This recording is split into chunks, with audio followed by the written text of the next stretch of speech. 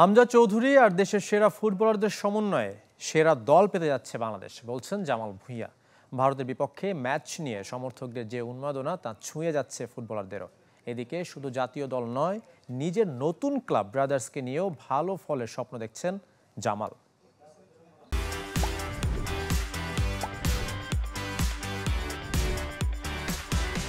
Of course, with the inclusion of Hamza, I think is going to be the best team.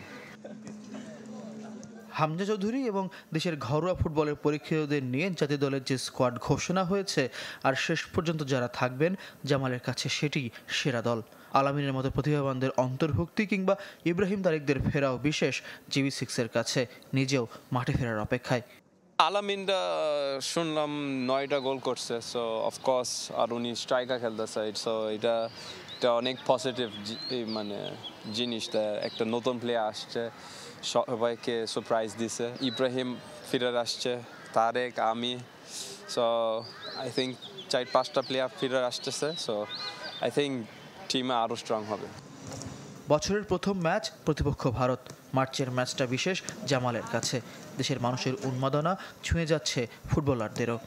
মানুষ আমাকে বলতেছে ইন্ডিয়ার সাথে জিততে হবে, তো এটা তো আমি তো আই টেক ইট পার্সোনালি না। সো আমি তো ইন্ডিয়ার সাথে হারতে চাই না, আমি তো জিততে চাই ইন্ডিয়ার সাথে। সো প্রেশার আস্তে আস্তে।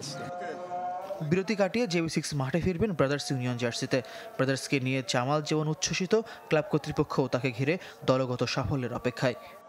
মাঠে একটা সিনিয়র প্লেয়ার থাকলে কিন্তু অনেক অ্যাডভান্টেজ।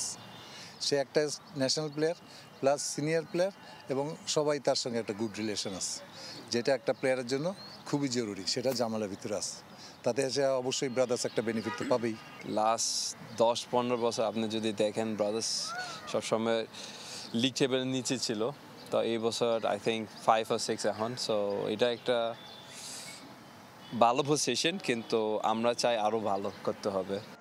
21 ফেব্রুয়ারি প্রিমিয়ার লিগের দ্বিতীয় লেগে ব্রাদার্সের প্রথম ম্যাচ। শিগগির দুজন বিদেশি ফুটবলারের ট্রায়াল নেবে গোবিবাগের ক্লাবটি। ফয়জুল ইসলাম, চ্যানেল 24, ঢাকা।